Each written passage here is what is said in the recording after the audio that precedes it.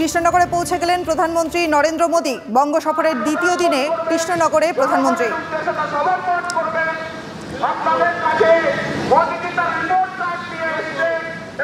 আমাদের প্রতিনিধি মহাদেব রয়েছে আমাদের সঙ্গে। মহাদেব, কৃষ্ণনগরে প্রধানমন্ত্রী পৌঁছেছেন, কি পরিস্থিতি? দেখা এখনো প্রধানমন্ত্রী পৌঁছাননি, কিন্তু প্রধানমন্ত্রী নামার আগে তার আগে যে পরীক্ষামূলকভাবে যে হেলিকপ্টারটি আসছে সেটি কিন্তু এই মুহূর্তে প্রবেশ করলেন। আর কিছুক্ষণ মুহূর্তের পরই কিন্তু প্রধানমন্ত্রী প্রবেশ করবেন এই কৃষ্ণনগর স্টেডিয়ামে। তিনি নামবেন এবং এখান থেকেই কিন্তু তিনি প্রথম যাবেন যে প্রশাসনিক বৈঠক রয়েছে সেই প্রশাসনিক বৈঠক। আর সেই বৈঠকের পরই কিন্তু বলা যায় যে জনসভা, সেই জনসভায় যাবেন। তার জন্য কিন্তু যে প্রস্তুতি দেখো, সেই প্রস্তুতি কিন্তু লক্ষ্য করা যাচ্ছে যে প্রধানমন্ত্রী নামবেন যথারীতি। দেখো হেলিকপ্টার আওয়াজ এই মুহূর্তে শোনা যাচ্ছে।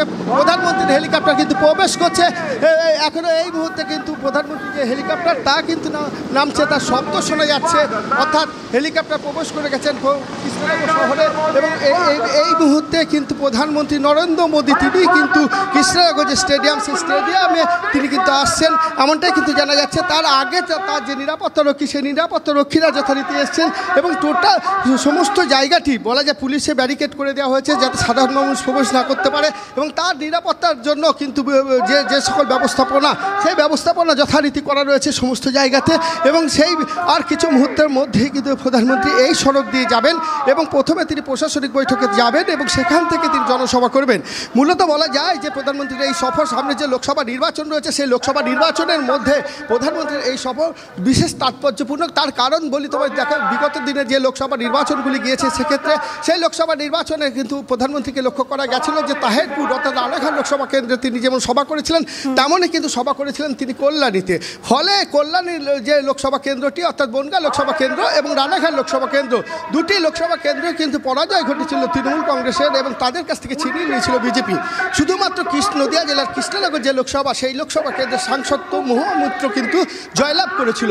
এবছরে সেই কৃষ্ণনগর সেই লোকসভা কেন্দ্রেই গভর্নমেন্ট কলেজের মাঠে কিন্তু প্রধানমন্ত্রী সভা রয়েছে। আর এই কর্মসূচি বলা যায় যে দেখো বিজেপির হাতে বেশ কিছু কিন্তু ইস্যু রয়েছে, অর্থাৎ সেই ইস্যুগুলি কি মূলত ব্যবহার করেই কিন্তু বিজেপি এই কৃষ্ণনগর লোকসভাটিকে কিন্তু পাখির চক্করে তারা এগোচ্ছেন। কারণ তাদের সিট সংখ্যা বাড়াতে হবে এমনটাই কিন্তু তাদের দাবি। সেই কারণেই বিজেপির রাজ্য নেতৃত্ব তিনি যেমন এসছেন সুকান্ত মজুমদার, তেমন কিন্তু বিরোধী দলনেতা থেকে শুরু করে বিধায়করা প্রত্যেকেই কিন্তু মঞ্চে এসছেন, তারা বক্তব্য রাখছেন, একে একে বক্তব্য রাখছেন। এরই মধ্যে প্রধানমন্ত্রী তিনি কিন্তু প্রথমে প্রশাসনিক বৈঠকে যাবেন, সেখানে বেশ কিছু শিলান্যাস করবেন।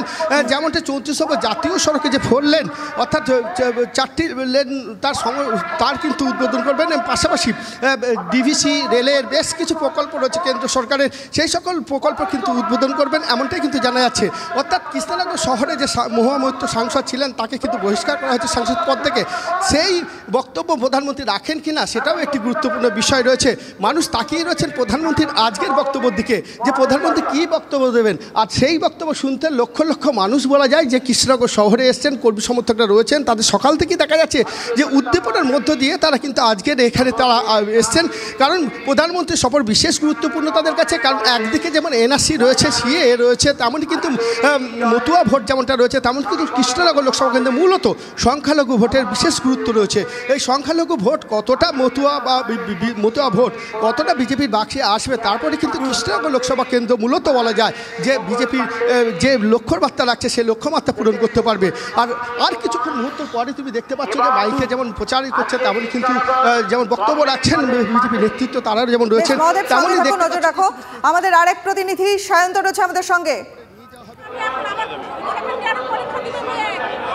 সায়ন্ত, 25 বছর আগে থেকে কৃষ্ণনগরের থেকে জিতেছিল বিজেপি, এবার কি এই আসনটাকেই পাখির চোখ করছে গেরুয়া শিবির? দেখো যা ভিড় হয়েছে এবং প্রধানমন্ত্রী নরেন্দ্র মোদী যেহেতু লোকসভা নির্বাচনের আগে এই কৃষ্ণনগরে এসে বার্তা দেবেন মূলত রাজনৈতিক, কোথাও মনে করা হচ্ছে 25 বছর আগে যে কৃষ্ণনগর লোকসভা বিজেপির হাতে ছিল সেই কৃষ্ণনগর লোকসভা এবার দখল নেবে। এবং তোমায় দেখাবো যে প্রধানমন্ত্রীর হেলিকপ্টার ইতিমধ্যে ছুটে চলে, তুমি দেখতে পাচ্ছ জনসভায় যারা সমর্থক রয়েছে তারা প্রত্যেকে প্রধানমন্ত্রী নরেন্দ্র মোদীকে স্বাগতম জানাচ্ছেন। এবং এই উচ্ছ্বসিত জনতার উদ্দেশ্যে আজকে প্রধানমন্ত্রী কি বার্তা দেন সেটাই মূলত কিন্তু দেখা। কারণ এই নদিয়ার মাটি মূলত মতুয়া এবং অন্যান্য অনগ্রসর অন্যান্য মানুষের জন্য অত্যন্ত গুরুত্বপূর্ণ। সেই জায়গায় দাঁড়িয়ে সিএএ এই বিষয় প্রধানমন্ত্রী কি বার্তা দেবেন তার চাই সেই দিকে কিন্তু প্রতিটি মানুষ এবং বিজেপি নেতৃত্ব তাকিয়ে রয়েছে। কারণ লোকসভা নির্বাচনে এই সিএএ অস্ত্রের শান দিয়েই মূলত বিজেপি এই ভোট বৈতরণী পার হতে চায় এবং কৃষ্ণনগর লোকসভা কেন্দ্র নিজেদের দখলে নিতে চায়। আমি দেখাবো একের পর এক প্রধানমন্ত্রীর এসপিজি হেলিকপ্টার এবং প্রধানমন্ত্রী হেলিকপ্টার কিন্তু একের পর এক আসছে এবং এই কৃষ্ণনগরের মাটির এবং সেই মানুষের ভিড়, মানুষের উচ্ছ্বসিত মানুষ হাত ধরে প্রধানমন্ত্রীর হেলিকপ্টারকে স্বাগত জানাচ্ছেন। সেই ছবি তুমি দেখতে পাচ্ছ। পুরো যে মাঠে অর্থাৎ কৃষ্ণনগর গভর্নমেন্ট কলেজের মাঠ কিন্তু কানায় কানায় গড়ে উঠেছে এবং সেই গড়ে ওঠা মাঠ থেকেই প্রতিটি মানুষ নরেন্দ্র মোদীকে দেখে নেওয়ার জন্য তারা এসেছেন, প্রধানমন্ত্রীর বার্তা শোনার জন্য এসেছেন এবং সেই বার্তা নিয়েই তারা আগামী লোকসভা নির্বাচনে কৃষ্ণনগরকে তৃণমূলের হাতের থেকে দখলমুক্ত করবে। এমনই বিজেপি কর্মী সমর্থক থেকে নেতৃত্ব এবং সেই ছবি তুমি দেখতে পাচ্ছ যে মাঠ কিন্তু সম্পূর্ণ ভরে গিয়েছে। সিএএ এবং অন্যান্য যে ইস্যু রয়েছে সেই ইস্যুগুলোই কিন্তু এই কৃষ্ণনগর লোকসভার নির্বাচনের ক্ষেত্রে অত্যন্ত গুরুত্বপূর্ণ। এই লোকসভা কেন্দ্রের সাংসদ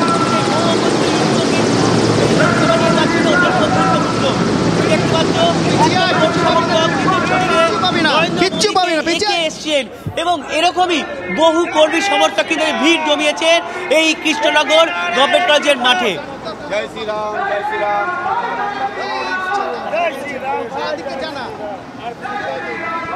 আপনারা দেখতে পাচ্ছেন বঙ্গ সফরের দ্বিতীয় দিনে কৃষ্ণনগরের প্রধানমন্ত্রী রয়েছেন। কৃষ্ণনগরের প্রথমে সরকারি অনুষ্ঠানে যোগ দেবেন মোদী। একগুচ্ছ প্রকল্পের উদ্বোধনের শিলান্যাস সেরে যাবেন জনসভায়। আমরা দেখতে পাচ্ছি প্রধানমন্ত্রীর হেলিকপ্টার পৌঁছে গেছে কৃষ্ণনগরে। শান্ত,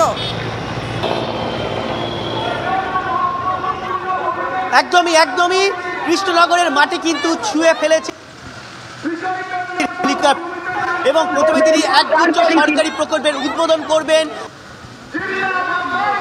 কলেজের মাঠে আসবেন যেখানে ইতিমধ্যেই রাজ্য বিজেপির সভাপতি সুকান্ত মজুমদার, বিরোধী দলনেতা শুভেন্দু এবং কেন্দ্রীয় বিজেপি নেতৃত্ব উপস্থিত হয়ে লোকসভার যে দুটি আসনে গুরুত্বপূর্ণ প্রার্থিত্ব করেছে।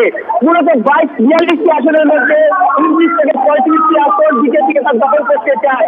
আর সেই কারণে নরেন্দ্র মোদী এই বাংলার মাটি থেকে নিজের ভোটের প্রস্তুতি শুরু করে দিয়েছেন।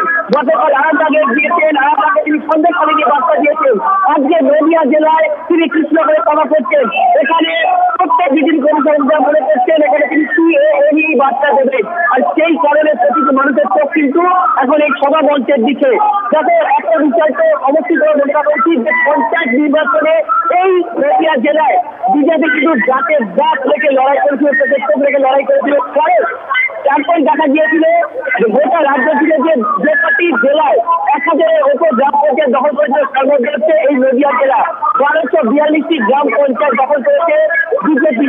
সেই জায়গায় দাঁড়িয়ে এই জেলার যে বিজেপির জন্য অত্যন্ত শক্ত ঘাঁটি তার দৃষ্টান্তের বলা চলে। 25 বছর আগে যে কৃষ্ণনগর লোকসভা বিজেপির হাতে ছিল সেই লোকসভা আবার তারা দখল নিতে চাইছে। এখানে যারা সমর্থকের কারোর সাথে কথা বলে দিতে চাই, আপনারা এখানে এসছেন, এখানে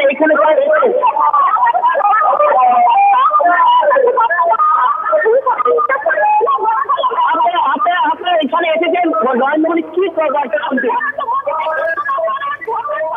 আমরা চলে যাব মহাদেবের কাছে। মহাদেব, একটু তোমার কাছ থেকে দেখতে চাইবো যে প্রধানমন্ত্রীর যে জনসভা সেখানে তো জনঢল দেখতে পাচ্ছি, কিন্তু সেখানকার নিরাপত্তার কি ব্যবস্থা রয়েছে যদি তুমি দেখাও। একদমই দেখো, নিরাপত্তা ব্যবস্থা জোরদার করা হয়েছে। এই প্রধানমন্ত্রী যথারীতি নেমে গেছেন কৃষ্ণনগর স্টেডিয়ামে এবং শুধুমাত্র গাড়ি করে তিনি এই সড়ক দিয়ে যে যাবেন সেইটুকু সময়ের অপেক্ষা। আর সেই অপেক্ষায় কিন্তু করছেন যথারীতি সাধারণ মানুষ এবং নিরাপত্তা কর্মীরা। আর কিছুক্ষণ মুহূর্তের মধ্যেই তিনি বেরিয়ে আসবেন, যথারীতি সেই প্রস্তুতি চলছে। আমি একটু দেখাতে বলবো চিত্রটা ভালো করে ঘুরিয়ে, যে দেখো কীভাবে পুলিশ মোতায়েন করা হয়েছে, বিভিন্ন জায়গাতে পুলিশ মোতায়েন করা হয়েছে। কারণ প্রধানমন্ত্রী যাবেন শুধুমাত্র সময়ের অপেক্ষা। আর সেটাকে কেন্দ্র করে রীতিমতো কিন্তু সাধারণ সাধারণ মানুষের দুই পাশে মানুষ রয়েছেন, বাড়ির ছাদে মানুষ রয়েছেন, বিভিন্ন জায়গায় স্কুলগুলো থেকে মানুষ দেখার জন্য প্রধানমন্ত্রীকে একবার চোখের দেখা হবে যে প্রধানমন্ত্রী কৃষ্ণনগর শহরে এসছেন। তারা স্কুলে পঠন পাঠন রয়েছে, তার সত্ত্বেও পঠন পাঠনের একটুখানি বিরতি রেখে তারা যেন চলে এসছেন স্কুলের ছাদে উঠে পড়েছেন। ছাদে উঠে কিন্তু তারা কিন্তু যথারীতি তারা কিন্তু প্রধানমন্ত্রীকে দেখবেন, একবার চোখের দেখা দেখবেন, এই জন্যই কিন্তু তারা স্কুলে রয়েছেন। অর্থাৎ স্কুলের ছাত্রছাত্রী পড়ুয়া তারাও কিন্তু দেখা যাচ্ছে যে দেখো প্রধানমন্ত্রীকে একবার দেখার জন্য জানলায় বসে রয়েছেন। মূলত শিক্ষিকা যারা রয়েছেন তারাও কিন্তু তাদেরকে নিয়ে একটু প্রধানমন্ত্রীকে দেখাবেন, এমনটা একটা উৎসাহ উদ্দীপনা দেখা যাচ্ছে। দেখো টাটা দিচ্ছে বলা যায় TV9 বাংলাকে, তারা TV9 বাংলার ক্যামেরা দেখে তারা মূলত আনন্দে উল্লাসে তারা ফেটে পড়েছেন। এবং দেখো সেই প্রস্তুতি কিন্তু যথারীতি চলছে এবং এই মুহূর্তে আর কিছু মুহূর্তের মধ্যেই এই প্রধানমন্ত্রী তিনি এই সড়কটি দিয়েই কিন্তু যাবেন। তার যে প্রথম কর্মসূচি রয়েছে প্রশাসনিক বৈঠক, সেই প্রশাসনিক বৈঠকে তিনি যাবেন এবং সেখান থেকে একাধিক শিলান্যাস করবেন। যেমন রয়েছে 34 নম্বর জাতীয় সড়কের সম্প্রসার ফারাক্কা থেকে, তেমনই কিন্তু রয়েছে DVC প্রকল্পের বেশ কিছু উদ্বোধন, রেল দপ্তরের বেশ কিছু তিনি উদ্বোধন করবেন, শিলান্যাস করবেন। অর্থাৎ একগুচ্ছ পদক্ষেপ তার রয়েছে সেই সাধারণ মানুষের জন্য, যাতে সাধারণ মানুষ কেন্দ্র প্রকল্প বা যে সকল সুবিধাগুলি রয়েছে সাধারণ মানুষ যেন পান, তার জন্য তিনি আজকের এই কৃষ্ণনগর সফর থেকে বেশ কিছু প্রকল্পের উদ্বোধন করবেন।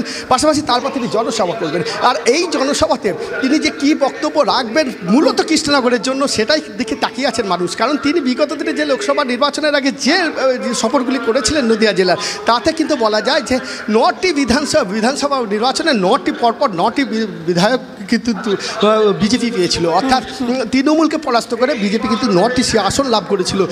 লোকসভা নির্বাচনে বিজেপি কিন্তু রানাঘাট লোকসভা যেমন দখল করেছিল, তেমনই কিন্তু তৃণমূলের বনগাঁ লোকসভা কেন্দ্র থেকেও কিন্তু বিজেপি জয়লাভ করেছিল শান্তনু ঠাকুর। অর্থাৎ বলা যায় যে প্রধানমন্ত্রী আসার পর আজকের যে জল্পনা শুরু হচ্ছে যে কৃষ্ণনগর বিশেষত লোকসভা কেন্দ্র, যেটি সাংসদ ছিলেন মহামৈত্র, আর সেই সাংসদে এসে তিনি গভর্নমেন্ট কলেজের মাঠে এসে বৈঠক করছেন। ফলে যে আগামী যে নির্বাচন আছে সেই নির্বাচনে এই একটা বড়সড় প্রভাব পড়তে চলেছে, বা বিজেপি বলতে চাইছে যে এই যে পাখির চোখ করা হয়েছে যে কয়েকটি লোকসভা কেন্দ্র, সেই লোকসভা কেন্দ্রগুলির মধ্যেই কিন্তু এই কৃষ্ণনগর লোকসভা কেন্দ্র রয়েছে। কারণ এই লোকসভা কেন্দ্রটি বিগত দিনে বিজেপির পক্ষে থাকলেও পরবর্তীকালে তাপস পাল বা মহামৈত্র তারা কিন্তু জয়লাভ করেন তৃণমূলের পক্ষ থেকে। আবার তাদের সেই পুরনো সিটটি পুনরুদ্ধার করতেই বলা যায় প্রধানমন্ত্রীকে আনা হচ্ছে বা তাকে বক্তব্য। আর সেই বক্তব্য শুনতেই কিন্তু লক্ষ লক্ষ মানুষ আজকে যেমন এসেছেন, কাতারে কাতারে মানুষ ভিড় করেছেন, নিরাপত্তা ব্যবস্থা যেমন জোরদার করা হয়েছে। আপনি দেখতে পাচ্ছি যে দেখো রাস্তাটা এই মুহূর্তে শুনছেন, আর কিছু মুহূর্ত সময় নদিয়া জেলা থেকে তৃণমূলকে মানুষ সাংসদ দিয়েছে, বিধায়ক দিয়েছে, সরকার দিয়েছে, জেলা পরিষদ দিয়েছে, কিন্তু নদিয়ার মানুষের সঙ্গে তৃণমূল বিশ্বাসঘাতকতা করেছে। তাই এই তৃণমূলের প্রতারণার জবাব দিতে হবে মানুষকে। তৃণমূল ক্ষমতা থেকে চলে যাচ্ছে, 2025 সালে এই সরকারের শেষ। 2026-এর জন্য আপনাদের কারোর অপেক্ষা করতে হবে না, কিন্তু এদের যাত্রাকে, এদের অন্তর্জলী যাত্রাকে আরো দ্রুততর করতে এই নির্বাচনে কৃষ্ণনগর কেন্দ্র থেকে আমাদের প্রার্থীকে একটা বিরাট সংখ্যক ব্যবধানে জয়ী করিয়ে পাঠাতে হবে লোকসভায়। মানুষ তৃণমূলকে প্রত্যাখ্যান করছে, তৃণমূলের অত্যাচারের বিরুদ্ধে, নীতিহীনতার বিরুদ্ধে, বর্বরতার বিরুদ্ধে। সন্দেশখালিতে মানুষের জীবন জীবিকা, মানুষের সম্ভ্রমকে স্তব্ধ করে দেওয়ার বিরুদ্ধে, মানুষের সমস্ত প্রতিবাদগুলোকে বাজেয়াপ্ত করা, মানুষের সমস্ত চলার পথে তাদের রক্তাক্ত ক্ষতবিক্ষত করে দেওয়ার বিরুদ্ধে আজকে মানুষ ঐক্যবদ্ধভাবে আওয়াজ তুলেছে। তাই এই নির্বাচন তৃণমূলকে সরিয়ে দেবার নির্বাচন, তৃণমূলকে বিদায় দেবার নির্বাচন। কৃষ্ণনগর কেন্দ্র থেকে ভারতীয় জনতা পার্টির প্রার্থীকে আবার দিল্লি পাঠানোর নির্বাচন। ধন্যবাদ। আমাদের আর 15-20 মিনিটের একটু অপেক্ষা করতে হবে, ধৈর্য ধরে বসতে হবে। যারা আছেন পেছনে ঢুকতে পারছেন না, এই সময়ে তারা মাঠে প্রবেশ করুন। মাননীয় প্রধানমন্ত্রীজির সরকারি কার্যক্রম শুরু হয়ে গেছে। কৃষ্ণনগরে পৌঁছে গেছেন প্রধানমন্ত্রী নরেন্দ্র মোদী। আমরা TV9 বাংলা থেকে সরাসরি আপনাদের দেখাচ্ছি সেই ছবি।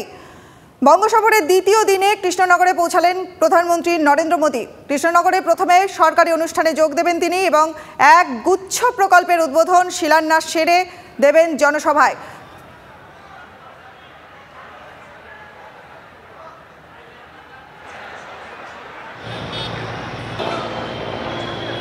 মাননীয় প্রধানমন্ত্রী গোটা বাংলাকে যে পরিমাণ টাকা দিয়েছে এর আগে কোনো প্রধানমন্ত্রী দেননি। মমতা বন্দ্যোপাধ্যায় নিজে যে সরকারের অঙ্গ ছিলেন সেই সরকারের সময়ও বাংলা এত কিছু পায়নি। রেলে আমরা 3 গুণ বেশি বাজেট দিয়েছি।